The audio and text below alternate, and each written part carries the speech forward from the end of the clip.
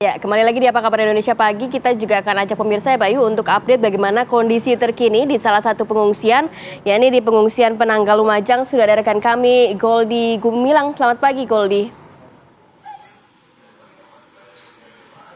Selamat pagi Rate, Bayu dan juga pemirsa. Benar sekali ini saya berada di pos pengungsian, tepatnya di Balai Desa Penanggal, Kecamatan Candipuro, Kabupaten Lumajang.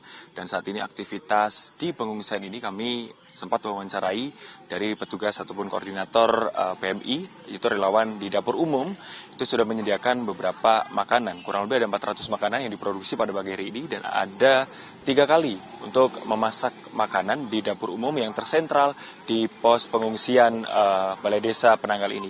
Selain itu juga kami memantau sedari pagi memang masih terdapat puluhan warga yang mengungsi di pos pengungsian ini. Beberapa warga ini rata-rata dari Huntaran dan juga ada yang dari Kajar Kuning, di mana dusun tersebut adalah dusun yang terdampak aliran guguran panas dari Gunung Semeru. Untuk itu, Rateh, Bayu dan juga pemirsa, kami akan berbincang dengan beberapa warga terkait dengan pengungsian yang berada di Desa Penanggal ini. Di samping kami dengan Ibu Hosaimah ya. Ibu Hosaimah, selamat pagi Bu. Pagi. Ibu Hosaimah sudah sarapan ini? Sudah. Ya. Ibu Hosaimah ini kemarin mengungsi ke sini dengan siapa, terus dari jam berapa Ibu? Oh, dengan keluarga. Mulai subuh masih bertahan ada di Gunung Sawur. Setelah itu karena abu vulkaniknya semakin menebal di Semerunya, jadi saya sama Tagana langsung disuruh turun ke sini, ke Penanggal. Oke, ke Penanggal ya Bu? Iya. Bu, bisa diceritain kepada pemirsa TV One ini kemarin situasinya seperti apa yang Ibu lihat di Gunung Semeru ini? Kalau kemarin sebenarnya itu kan ini lambat, enggak kayak yang dulu. Ternyata orang-orang kan sudah tak bawa ngungsi ke Gunung Sawur. Sekitar jam 10 sudah reda, sudah terang benderang, balik lagi ke Kajar Kuning. Waktu jam 12 ini kok tambah besar lavanya gitu, luncurannya tambah besar. Jadi saya menghimbau sama warga supaya cepat-cepat lari ke arah Penanggal atau Gunung Sawur gitu. Ibu Husmina tadi sempat menunjukkan saya video ya dari warga atau dari relawan maksud kami yang berada di sana. Itu seperti apa kondisi di rumah ataupun di Kajar Kuning saat ini, Bu? Kalau di Kajar Kuning sekarang sudah ini rumahnya hancur, sudah tidak bisa ditempati soalnya lavanya sudah ketinggian antaranya 2 meter, ada yang lebih, sudah yang nggak ada sama sekali rumahnya sudah bongkar tertimbun lava. Kalau rumah saya masih selamat tapi saya tidak berani lagi di sana soalnya sudah ada di belakang rumah saya. Oke, baik Bu. Bu, saya tapi dapat cerita juga dari beberapa pengungsi di sini. Mereka tuh bilangnya masih khawatir, masih trauma. Nah itu bisa diceritakan Bu dari kejadian erupsi tahun kemarin dan tahun ini. Oh ya, kalau waktu erupsi yang dulu ini sudah banyak korban yang tertimpa abu vulkanik yang 2020. Ini orang masih trauma, walaupun ada di Huntara itu masih lari ke sini. Soalnya kemarin itu abunya nyampe juga ke Huntara. Terus orang-orang itu kabur ke sini, sudah nyampe di Penanggal pun masih berhamburan lari ke arah Tambakrejo. Apa yang lebih jauh lagi, soalnya abunya tebal juga di daerah pengungsian Penanggal. Ya Bu, terima kasih Bu ya. Bayu, Ratih dan juga pemirsa, ini salah satu juga warga dari Kajar Kuning dengan Mbak Azizah ya. Mbak Azizah, ini pas waktu mengungsi ke sini, ini semua ditinggal di sana? Baju-baju atau dokumen-dokumen? Gak sempat bawa apa-apa Mas. Udah mikirin nyelamatin nyawa. Udah ada anak, ada balita juga. Jadi Mbak Azizah ini ke sini dengan suami dengan anak ya? Berapa orang ya Mbak? 4 orang.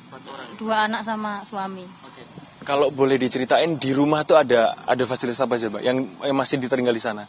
Ya ada televisi, ya kayak lemari, ada motor Mas. Ada motor juga? Iya tertimbun. Oke, tertimbun. Bener kalau rumahnya nggak tertimbun Mas, cuma pasirnya tuh masuk ke dalam rumah. Oke. itu apa lavanya itu lewat belakang, Mas. Oh, lewat belakang. Iya, hantam dapur terus masuk ke dalam. Oke, jadi rumah tuh udah rata sama. Iya, terus pas habis kejadian kan mau ambil baju buat anak, Mas. Lihat di dalam itu udah ada asap-asapnya gitu, masih panas. Oke, itu jam berapa, Mbak Aziza? Itu sekitar jam berapa ya? Mau asar kayaknya. Asar gitu ya. Mbak Aziza bisa diceritain, Mbak Aziza kan warga di sana. Nah, kondisi pada waktu 2021 dengan 2022 ini seperti apa, Mbak? Apakah Mbak Aziza juga dulu udah dapat hunian di Huntara atau seperti apa?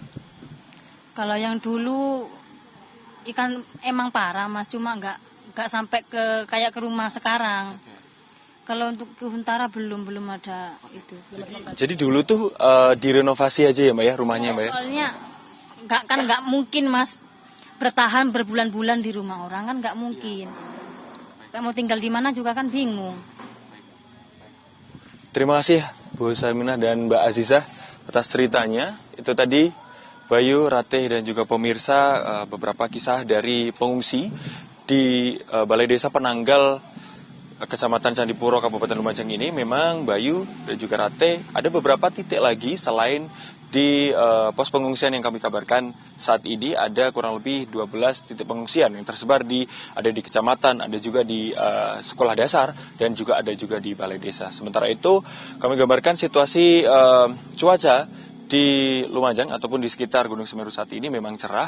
Kami dapat memantau langsung kondisi visual dari Gunung Semeru. Kami berada lokasinya ini sebelah sisi barat dari Gunung Semeru. Sementara itu kondisi pengungsian di Desa Penanggal ini kami kembalikan ke rekan-rekan di Jakarta.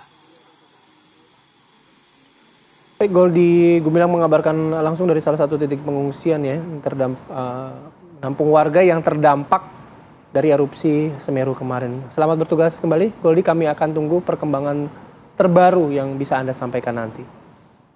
Oke, kita lanjut kembali berbincang dengan Pak Hendra. Pak Hendra, kalau bicara soal aktivitas Semeru, tadi Pak Hendra menyebutkan ada kecenderungan ya dari 2020, 2021 hingga 2022. Tapi kita tahu bahwa periodenya yang 2022 dengan 2021 ini waktunya bertepatan nih Pak, sama-sama 4 Desember. Ada hubungannya nggak sih Pak sebenarnya Pak? Oh, saya kira ini kebetulan saja ya. Angkanya bagus ya.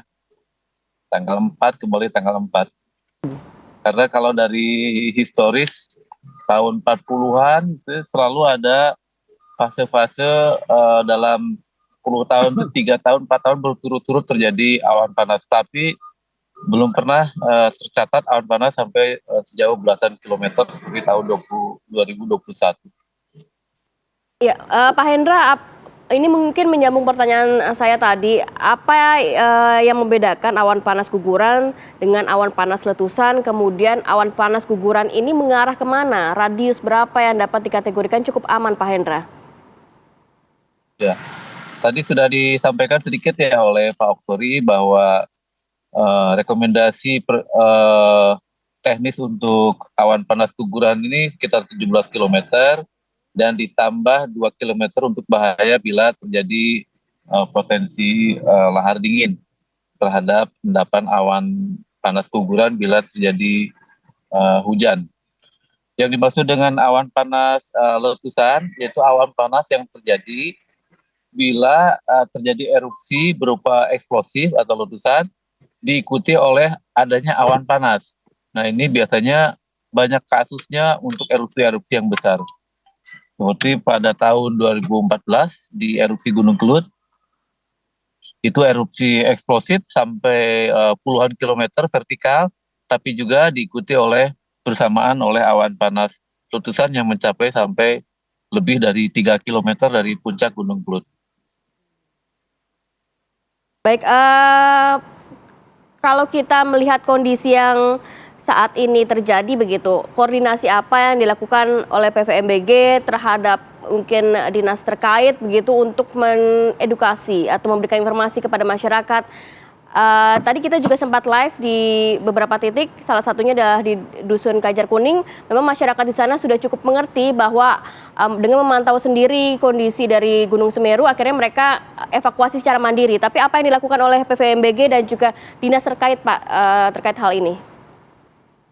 Ya, kita terus berkoordinasi baik dengan Pemkab, ya, dengan 1 bulan yang lalu Kepala Badan Geologi sudah bertemu dengan Bupati Lumajang di pos pengamatan Gunung Semeru.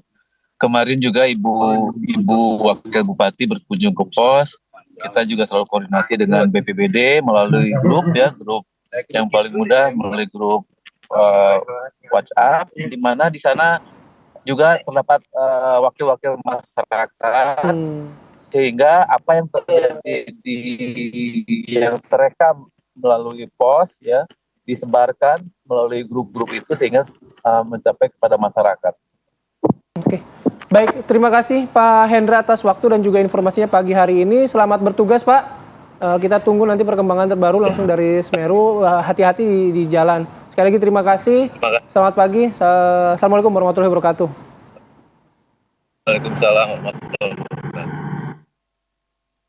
Ya, oke, kita harus jeda dulu sejenak. Nanti kita akan terus update bagaimana kondisi terkini yang terjadi di Gunung Semeru di Lumajang, Jawa Timur sesaat lagi.